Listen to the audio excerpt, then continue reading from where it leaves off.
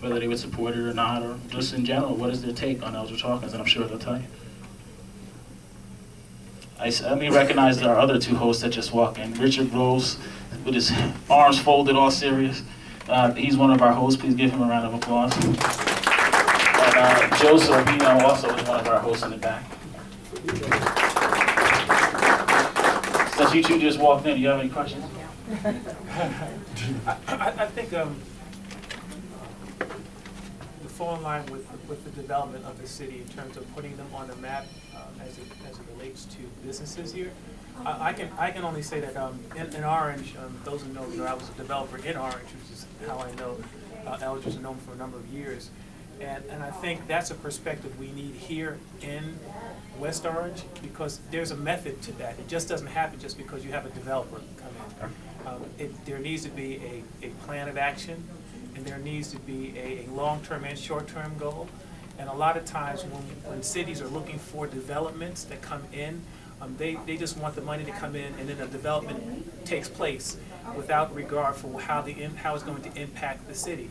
And in Orange, I believe anyway that they did a master plan, they looked at the impact of that, they looked at the walkable district and so forth, and Eldridge was a part of that and assisted myself and my company in moving things forward. So I'm making more of a statement than a question in terms of that position here, because as you all know, our taxes are high because we don't have a lot of tax areas to be taxed. And I think that he has a skill set for that. That would be my only statement. I appreciate that. And just one quick statement for you before I go to your question. You know, it's important, I think, in any municipal government that if you're going to have a change, you go for experience. You know, I learned that when I came into office in Orange, you know, I was young, I said, hey, I'm the mayor, this is going to work. No, it didn't work that way, right? People in Trenton said, who are you? What have you done, right? If I give you $1 million, what are you going to do with it? It wasn't until about our second year where we were able to get that flow of money from the state and other places to help us redevelop the town, because they got a sense for how I worked, what we did, what my administration stood for, and we were able to move things. So a lot of this is politics. Let's be realistic too. In Orange, just to give you a sense of the demographics, because we talked about that, there's about 33,000 residents, 14,000 are registered, and it only takes about 3 to elect a mayor. Right? So when you're talking about elected officials, if they were to be totally selfish and give money to where they get the most votes, it wouldn't be giving money to Orange. Right? So you have to have those relationships, and we were able to do that in a community based on the merit, based on products that we wanted to move forward, and we were successful. And I think that, again, coming here, those elected officials, many of them are still in office, know how I do business. They know the type of people, the qualified people that I recruit. So you wouldn't have such a steep learning curve, if you will, where the elected officials, who will do the best they can to represent the town regardless of who's in charge, sit back for a second and say, okay, who is this? How do they operate? Let's get a sense for how they do business, because they already know, which will allow us to come in and reactivate those types of relationships. Go ahead, man. A couple things. One is Nancy again, Wojciechowski. As you know, West Orange is in the valley and between two mountains, so it's not that connected, as you pointed out. Right. Or someone pointed out, there's these bits of town, and they're not easily accessible. So one question is, how would you arrange or procure transportation? For example, there's great bus service east and west, but there's not great bus service north and south. And it's not just people who are lower income or whatever that need to take the bus. There's plenty of people who are upper income who don't want to use their cars, who would be very happy. I was one, I didn't even have a car then, but and more service all hours of the day. Because, for example, there are school events at night, and at the time, the last bus was 9 o'clock, and the school events went on to 10, and I would often go and then say, well, could somebody give me a ride? And maybe somebody was nice enough to give me a ride, and maybe they weren't. And also, how would you go around how would you make the north and south routes, or the, maybe it's more east and west, Northfield and Route 10 on the most dangerous sections, for example, going down towards Turtleback Zoo, where there's no walkway, or I think it's Route 10, and there's that really dangerous curve near the Summit houses.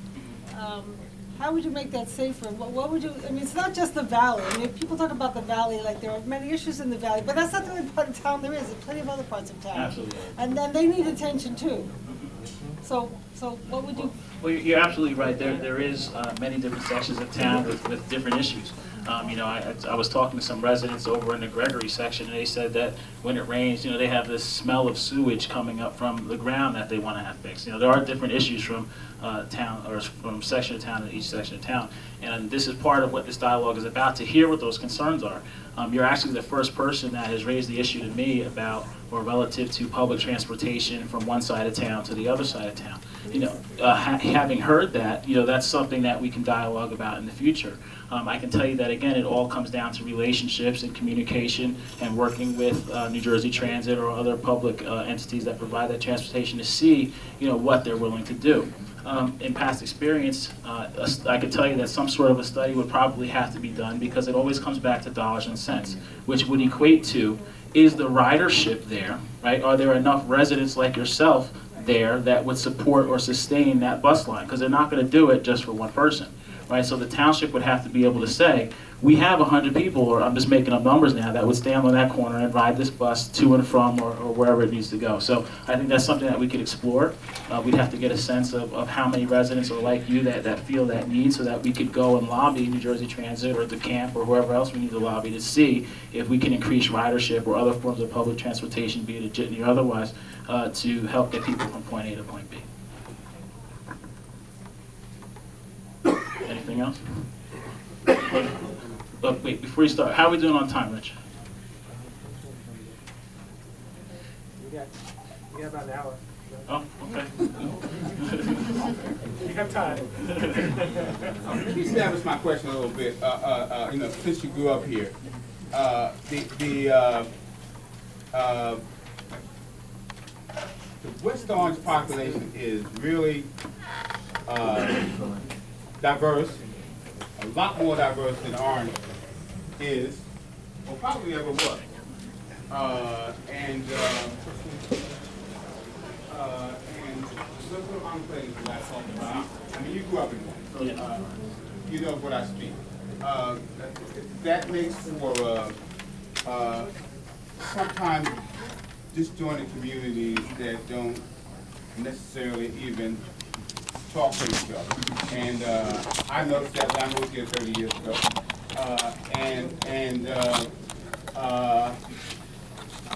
The town's changed over those years.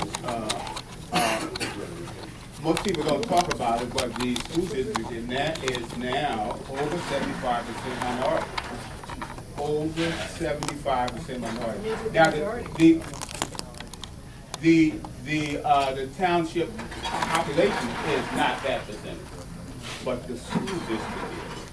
So I'm not making a political statement. My question is, again, if you were to pursue a run for office here in town, have you considered what it would take to attract support from all these diverse little communities and ethnicities here in town? And I say that based on the results of the last election for mayor. Okay, it took everybody from almost up to the President of the United States, up to and including the late Frank Lautenberg, to get the current mayor elected by less than 200 votes, I believe it was. And if the truth be told, they made that effort, but probably the most capable man did not get elected. So I make that point because you are very capable, and what we need in West Orange is someone who is very capable. And if you were to run for mayor, of course you'd be the first candidate, minority candidate for mayor in West Orange, and we want to see you successful. Well, okay. sir. And so again, if you're thinking about it, a lot of strategy to gain the support that you need. Okay, we certainly help you with that. I appreciate that statement of support, and you're right. The town is very dynamic, and it's very different from section to section. There's different groups, you know, and because of that, each community may have certain nuances that are special to their particular demographic. But I believe there's certain common themes that move throughout entire communities. I don't care whether you're white, black, Christian, Jewish, Muslim, right? Taxes don't not go up on your house because you're Republican or Democrat, right? These things affect everybody equally. You know, the quality of our school system affects everybody equally. I don't even care if you rent versus own, because if your landlord's taxes goes up, what do you think's going to happen to your rent? That's going to go up. So there's certain things that really impact everybody, and I think that when you start talking about different segments of town and different communities, how you bring them together is finding commonality. Somebody spoke about that before. That might even have been you, talking about commonality. What is the common denominator between all these communities that we can rally behind to help effectuate positive change in our community? And I believe it's focusing on those issues, right? Focusing on things that impact everybody, and then when appropriate, paying special attention to those different segments, because like the lady in the back said, sometimes we might over-focus maybe on the valley and forget that there's people in other sections of town that need attention. And what I would want to do is to have meetings like this, not just for the purposes of campaigning, but even through governance, should we decide that this is something that makes sense, continue to have this type of dialogue in each section of town so that we can keep that flow of information coming. Because I don't believe for a second, having done the job, that you can effectively do it hiding in the four walls of your office. You have to be out in the community, you have to dialogue with the people, take the good and the bad, right? Somebody might be mad at something you did. Maybe you made a mistake, maybe you didn't have all the information, but you have to be willing to stand up, make tough decisions, make tough calls, and hear that information to help shape what you want to do. Because I can tell you, just having heard this dialogue, my mind's already turning about different things we can do in the town, different directions we can go, and I think that that's something that we need to have as part of an ongoing process, not just on election time, but even through governance and deciding which way we want to move the township forward. Did you have a part two? Yeah. Okay. I have a question, please. I was very impressed with your in the section called Make Neighborhoods More Attractive. And on the bottom it says involve high school and middle school students in planning redevelopment. Now, my son is a sophomore in college, and he's a politically active young man. And he says that a lot of the kids are just not that, they're very complacent, they're just not that active. And I heard on YouTube, a 12-year-old, actually quite articulate, speaking about engaging young people. And she was talking about some plan they have in North Carolina where somebody tried to promote registering 16 and 17-year-olds, and then they can automatically vote when they turn 18. Now these are young people who are just on the verge of becoming the adults who are going to be taking on adult responsibilities. How would you engage them? How would you, they're the next group to, harness. Absolutely. I think civic engagement is key.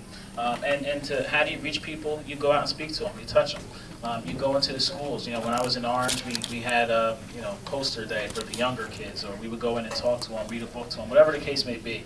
The older kids, we would create different programs. And part of it isn't really just looking at government to solve all these problems, but how do you build bridges with the private sector, right? How do you build bridges with these corporations that have social responsibility departments that really want to come out and help build bridges? A lot of the kids that worked on a redevelopment, that was a special nonprofit that came into the town with skill sets that they helped redesign different things, and we evaluated for whatever was worth, but the presentations were very professional.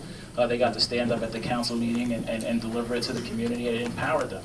I also believe in partnering with the Board of Education, and I say partner, right, instead of tell what to do or anything else, because I do, in my personal opinion, is that everybody has a particular hat or job function that they're supposed to wear or engage in.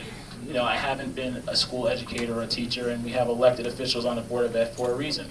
That's not to say I wouldn't stand up for a particular issue, if needed as the head of the city, but I believe that we have to respect the individuals that are put in place to do their job. I don't think it's my place per se to go and tell a principal that you have to do that this way, right? I'm a former police officer. There's a chain of command, right? That principal reports ultimately to the superintendent, who reports to the board, who reports to you.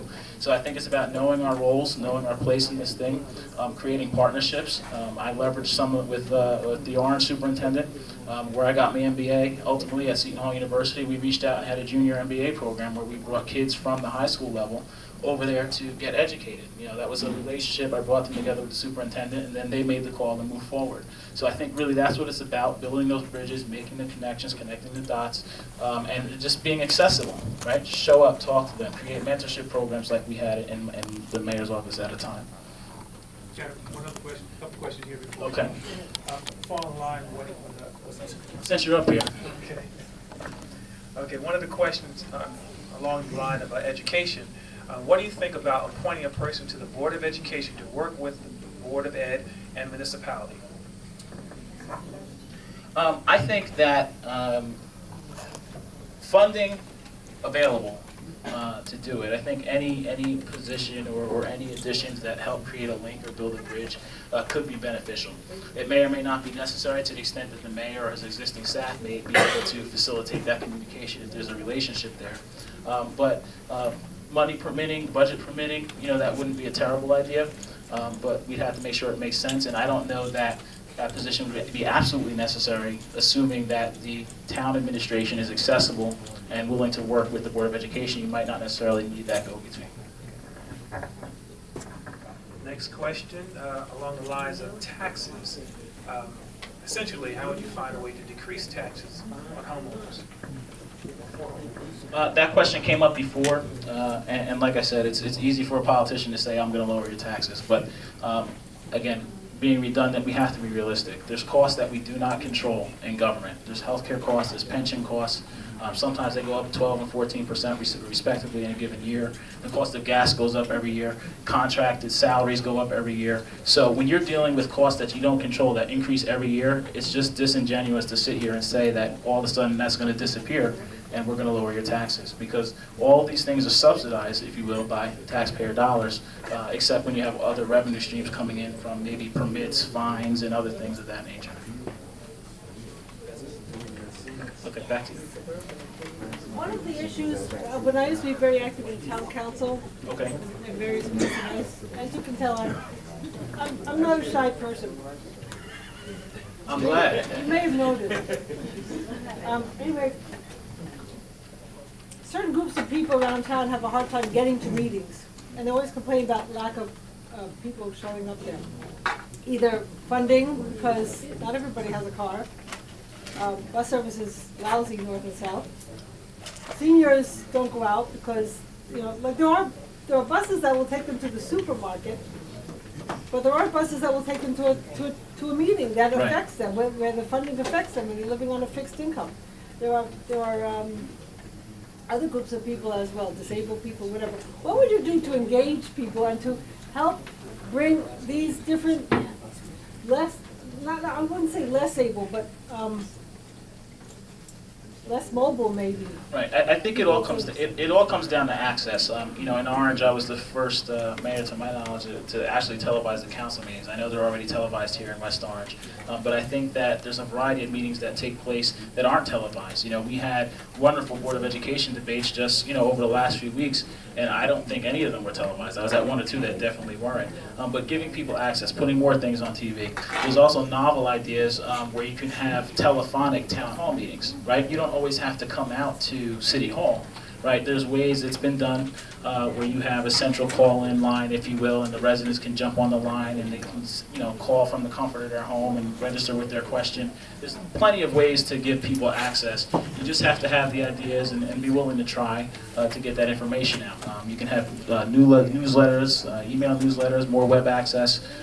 We can stream potentially these types of meetings on the internet so people can access them. These are all things that we can evaluate to help give residents more access, again, within the confines of what's budgetarily feasible. Thank you. You described the different chains of command from the Board of Ed, the mayor, and the Yes. government. But you also talked about a partnership. Could you expand on what you would see as how you would partner with the Board of Ed? Sure. So you can positively influence them Right. in whatever way you... Partnership can take place on several levels. Some of it is philosophical to the extent that you want to have communication, right? The mayor should be able to have easy access to the superintendent and vice versa. They shouldn't have to go through 100 layers of bureaucracy to get to each other. That philosophical relationship should be there so they can communicate, right? BA to BA, superintendent to superintendent. That's that level. But I think there's also tangible levels where partnership can take place, where we could look at joint purchasing, right, to save money, shared services, right?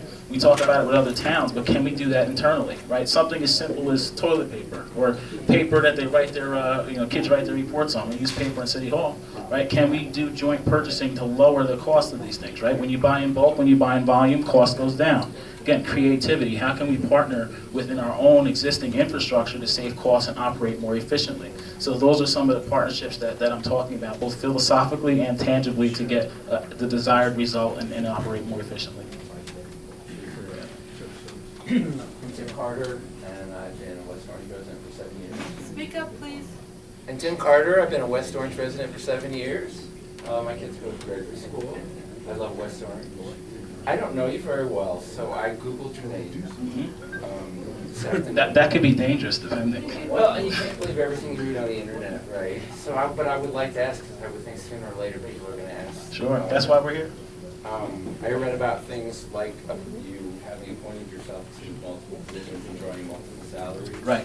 And then I guess you have a really impressive list of accomplishments at Orange, but you weren't reelected.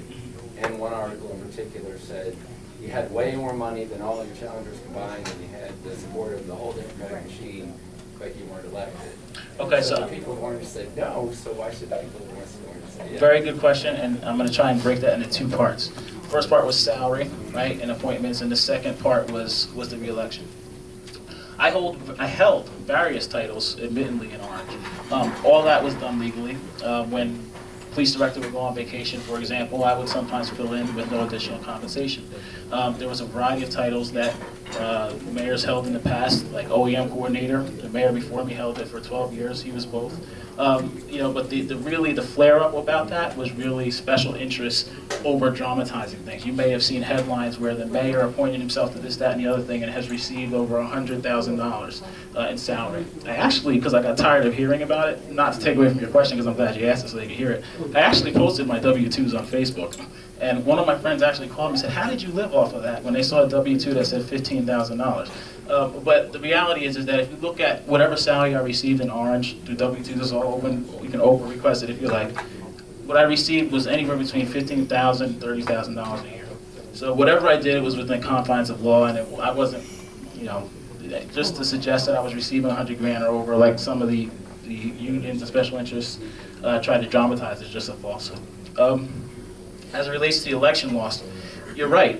Pretty much the entire Democratic Party did support me, which speaks to the level of relationships that I was able to amass to help move the township forward. You heard a gentleman in the back speak about the fact that I fell on a sword. And he's right. I actually did something unpopular, right? I was a Democrat, still am, and I stood up for several policies that the Republican Governor, Chris Christie, wanted to put in place. That irritated parts of the quote-unquote traditional Democratic base, being unions. I lobbied effectively with several other mayors for pension and health care reform, so that we could defer the costs, right, of those increases in pension and health care that I was talking about, and make the people that were receiving those benefits directly, the employees, pay more so that you, the taxpayer, didn't have to. Right? Everybody knows about the 2% tax cap. So if the health care goes up 14%, and the union employees only paying 1%, you have to pick up the other 13, which isn't fair. So I stood for those types of policies, and we successfully got them changed with the governor, but that irritated certain union members. I walked through 10,000 pissed off police and firemen down there protesting when all this stuff was going on, because they were extra mad because I was a cop too. But my responsibility was not to the fellow union members, and they're probably going to get mad that I say that. I was wearing the mayor's hat. My responsibility was to figure out how we can deliver services effectively and efficiently. It's unacceptable in my book to raise taxes 20%. It's not legally feasible, or does it make sense for me to sit here and have you dial 911 and get a recording saying, "We're sorry, the police department's closed today."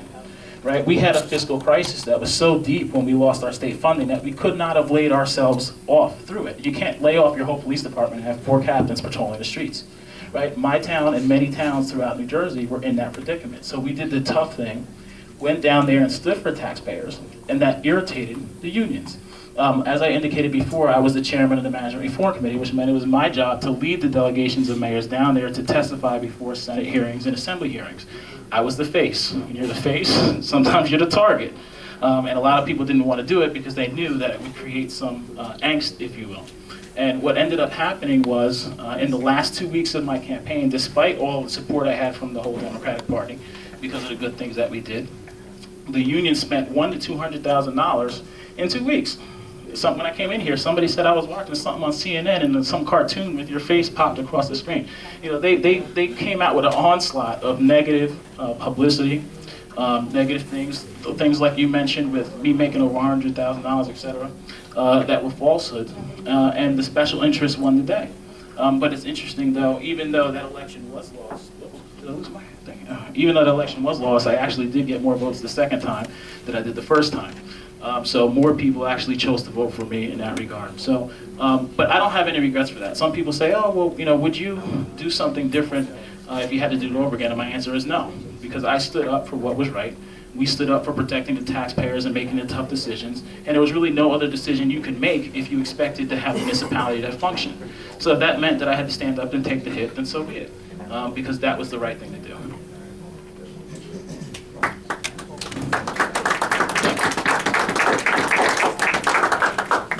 I appreciate your candor with regards to the tax issue, because I understand that taxes are something that everybody here in West Orange is concerned about. A lot of people will stand before you and probably say, hey, listen, I'm going to do whatever I can to lower your taxes. The fact is that we have a certain amount of a certain tax base. We have a zero-sum budget that unfortunately is not going anywhere. And the only way to do that is to increase revenue. So my question for you goes back to what you were saying before. Are there any methods, other methods that you have seen in other places that might allow us to increase revenue, so therefore we may be able to bring down the tax base? Right. There's a variety of things you can do to increase revenues. And actually, let me even back up. To control that, it's not just increasing revenues, right? It's cost avoidance, right? How can we reduce costs in particular areas, and how can we also get grant funding as well? But to your question, how do we increase revenues? That can be not, and let me be careful when I say this. We don't want to send police out to hammer folks just so that we can get revenue, right? But a byproduct of increased police activity and summonses and stuff is that you get increased revenue through the court system, okay? We want to strategically look at what type of permitting fees and licensing fees that we can create in strategic places to give us that balance so that we can generate that additional income stream without scaring away the businesses that we would like to bring in. So it's that balancing act, that juggling of all those concerns to help bring in that additional stream. Again, through redevelopment, avoiding that tax base, raising different fees, creating different fees, user fees, different things like that, but also cost avoidance, which is also important. One of the things that I would like to do, if we decided this is something that makes sense, is really sit down and analyze each and every department and see how it's operating. Are there inefficiencies? Are there redundancies? Are there positions that really don't make sense? No-so jobs, things of that nature. You know, where are the inefficient parts of municipal government as it stands now? And the great part is that I've done this before. So I have a different lens where I can come in, look at what works here, look at what worked there, and see kind of where the middle ground is and what makes sense. So hopefully that answers your question. Or did you have a follow-up? No, I didn't have a follow-up. Well, actually, yeah, maybe I do. You know, I can't think of anything off the top of my head, but I've heard of some municipalities using some, you know, pretty interesting ways of trying to raise, you know, to raise revenue throughout the city. Have you seen anything? You know, it doesn't have to be in New Jersey, anywhere that you know that might be helpful here to assist us to bring taxes down a bit. You know, I've seen a bunch of different things in my travels, and that's something that, again, we can look at with respect to best practices, doing a specific study where the directors will go out and see what's working in each respective community. But people do different things. You know, I've heard mayors taking stock or inventory over municipal-owned property. Why do you care about that? Because we don't pay ourselves taxes, right? The city of West Orange isn't going to tax themselves. So if the city of West Orange owns 100 acres of land, for example, whether that's abandoned housing or open space or wooded space, some of that property, you know, strategically can be turned over maybe for redevelopment. Again, if a developer comes in and purchases some of that land, it goes back on the tax rolls. There may be abandoned houses, or we know that we're just coming out of the worst economy since the Great Depression, where no community has been immune. There might be foreclosures or bank-owned properties that have defaulted, or maybe the township has owned some parcels of land that they could turn over and again start generating additional revenue. So that's something that some cities have been able to work on and look at to make a difference. And it may or may not be applicable here, but we'd have to kind of really get in there and see. Okay. Yes, you. We're talking about redevelopment. And in certain areas, like on the border of Livingston, there's a huge amount of redevelopment. There's even the huge, gigantic Vizcaya development right near the Livingston border. And that affects home sales, which are not the luxury home sales, they're just the ordinary folks' home sales. And it's kind of like a glut of redevelopment in terms of housing. So what would you do to, I mean, how would you address that issue? What are you saying? There's too much redevelopment? Is that what you're saying? Yes. Okay. And Well, there's too much luxury development, and there's not enough affordable housing. And I don't just mean low-income housing. I mean just like if I sold my house workforce and I housing. had to buy my house, I couldn't afford it again. It'd be like a bubble. So, Well- what would you do? Well, it's not really a matter of what would I do. It's partly what has the community done thus far, and where does the community want to go? And that's not being evasive, because anybody that understands municipal government understands that the development that the town engages in is predicated upon the master plan that the township and the planning board and everybody has worked hard to put together. This master plan is ultimately a document that indicates the direction that the township is supposed to move in. What type of development are we supposed to have on the Gregory section? What type of development are we supposed to have up higher on the Livingston section? What type of development are we supposed to have down on Main Street? And there's a process where that happens. It doesn't just fall out of the sky, right? The administration should have advertised to residents that we're having meetings about these things and we're getting ready to vote on these things, whether it's the planning board or the zoning board, to give you an opportunity to come out and speak to these issues. Whether you give them a thumbs up or a thumbs down, that's the process. So it's really not a matter of what I want, right? It's a matter of what the community wants and what stands. Now, the master plan can be changed, right? And maybe that's something that we need to look at. But that means that the community has to come together. We need to have more town forums and really look at what we have now and if that's still the direction that we want to move in. If it is, then so be it. If it has to be tweaked or changed, then we can make those adjustments accordingly. But that's really a community decision, looking at the overall master plan, because again, just like I mentioned, we don't want to look at our town as an island. We want to look at it through the lens of what do our neighbors have, like train stations, et cetera, like in the valley. We want to look at the whole town as a whole, not just one section. What we do over in one section impacts another, right? Whether we're talking about traffic, whether we're talking about kids, whether we're talking about the school district, et cetera.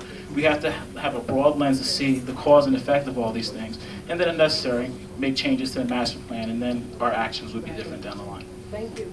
Thank you. Yes. Janine Bauer, I'm from South Orange, and actually I live very close to the Orange border, and I was on council there for the last 4 years until May. And so for some of your tenure, I watched carefully what was going on over there, and I was pleased with the results. Thank you. I would like to, I think the only observation that I have, and I think it's been said several times, especially by the two gentlemen who were in the corner there in the front, I think you're trying something new, which may work because you're from West Orange. If you can persuade people that you have enough of a track record, people talk about a track record. But the real track record and the real experiment that I think you're proposing is that you are almost running for mayor, I mean, if you decided to run for mayor, like a professional mayor, like a business administrator. I mean, we all know, those of us on council or in the mayor position, that business administrators have a lot of experience running the town and dealing with a lot of the things, and the business administrator is generally your right-hand person, whether it be called the planning and economic development director or the VA or whatever it is. But they go around from town to town all the time. I mean, probably every 5 years that position switches. And these are professional people who have spent their life doing the kind of things and building the kind of relationships and dealing with bipartisan, you know, with bills and everything else. So it's almost like you're running on a track record of being a professional mayor. I think it's very interesting. I actually think it's very positive. I came a little bit skeptical, not that I know anything about what your background had been in West Orange, other than what Deborah told me. You're from West Orange, your son of West Orange, so on and so forth. But I think it's attractive because I think our towns depend very much on each other. They're very interdependent, and to a certain extent we need more professionalism in the political class than we've had, which is not you know, a knock on anybody in political office. Everybody works very hard. Some of us, like in South Orange, can okay, but I like the idea. Well, I definitely appreciate that, and I like what you said with respect to being a professional mayor. Because whether you do it once, twice, or different towns, I think there has to be a degree of professionalism that you bring to the table. Because this is a profession, right? It is a municipal corporation. You are charged with the task of not just administering a $56 million budget or more, right? You're charged with making decisions that impact people's lives on a daily basis.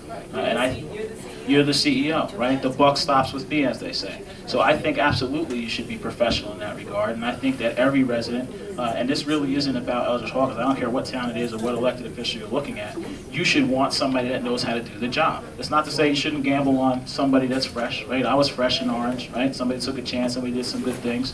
But if you have the opportunity to choose somebody that understands the system, that has done or dealt with a myriad of different issues, right? Whether it's just as simple as too many cats in your backyard, whether it's how do you deal with a massive snow crisis, how do you deal with an H1N1 flu outbreak, right? Or taxes or redevelopment. You want somebody that's tried and true, somebody that's dealt with it, right? Somebody that knows how to adjust and bob and weave to these types of different issues that can occur. You want that professionalism, you want that background, because just like you know, the Reverend Al Sharpton said, he said he wants to fly with somebody that's been through some storms. He doesn't want the rookie up there. He wants somebody experienced that knows how to adjust to these situations when they arise. So I appreciate your comments, and I thank you for them. Rich, you want to? Oh, 2 more questions before we close? Okay, so you'll be him? Okay. Well, you're the boss, so you tell me what to do. No, ladies first. All right, ladies first. A lot of what you talked about has to do with managing. And in this day and time, from my perspective, you need to be more than a manager. You need to be a leader. You need to have a vision. You need to excite people and want them to be part of your ideas. How would you do that? And as a leader, what's the most important thing you have to do? That's a loaded question in so many ways with so many different answers. You know, when you bring fresh ideas and you're talking about change, if people didn't want, if everybody in this room was extremely happy with how things were right now, you probably wouldn't be sitting here. So part of exciting people, I think part of getting them involved and engaged is letting them know that change can happen, that your vote matters, that your voice matters, that if you participate, something different will come out of it. Okay, what that actually looks like, you know, I could make up what I want, but again, it's what the collective wants to move forward. And the second part, what was the second part of your question? Okay. You have a town council, you have a board of education, you have law enforcement people.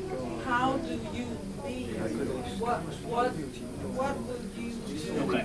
Well, you have to lead by example. And one of the things that you said is what is one of the most important things that you would do.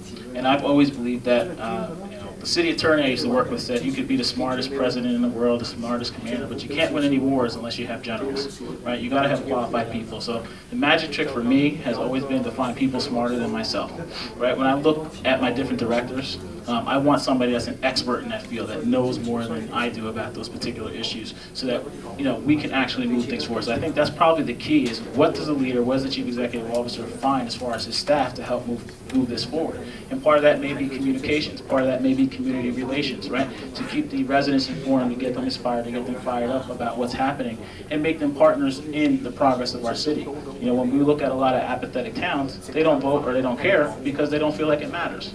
Okay, so I think we have to let them know that their vote counts. If they speak up and say something and want some change, that we'll listen, and the appropriate actions will be taken to kind of move things forward. I'm interested in hearing how your vision, your plan would be different from Mayor Parisi's.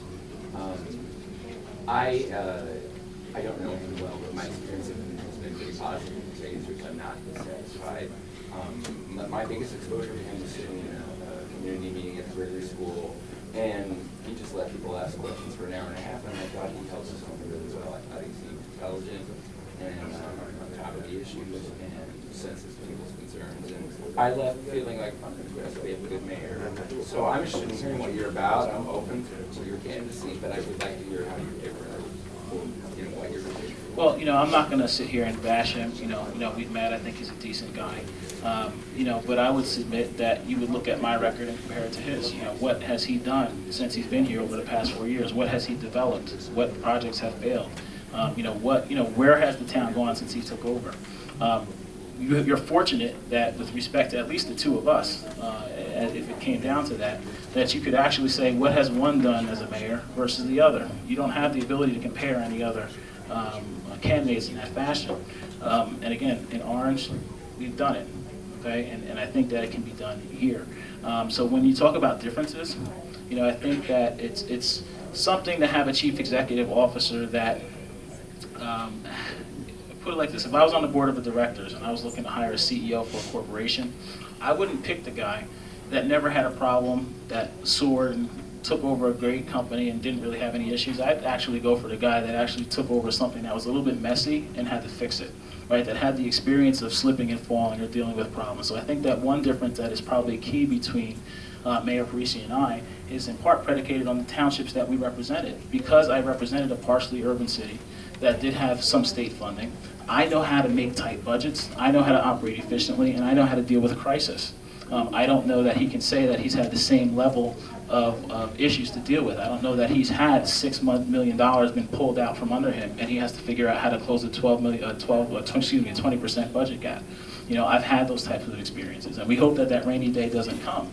But I'd like to think that most people sitting here or that would vote would hope that should the rainy day come, even if it's something as simple as a massive snowstorm, that you're dealing with somebody that actually has dealt with that before and knows how to respond. And I have done that, and my track record speaks to that. Okay. Yeah, we're going to finish on that one, because otherwise we're late. First, I want to give applause to Eldridge Hawkins for coming out. Applaud you guys also for coming out. It's important to get to know the people in town who are thinking about representing you for this position here. What I'd like to ask those of you who have come out who are thinking about this another election that may be coming soon, and if you're interested in volunteering, assisting to some degree, we have some papers, put your name and address. We'll follow up with you to ask you whether or not you, let you know what can be done. We would love your support, and anything else that you can provide, suggestions, for Eldridge, anything that's going to help. So once again, I want to thank you for coming out, participating in this event, and have a great day.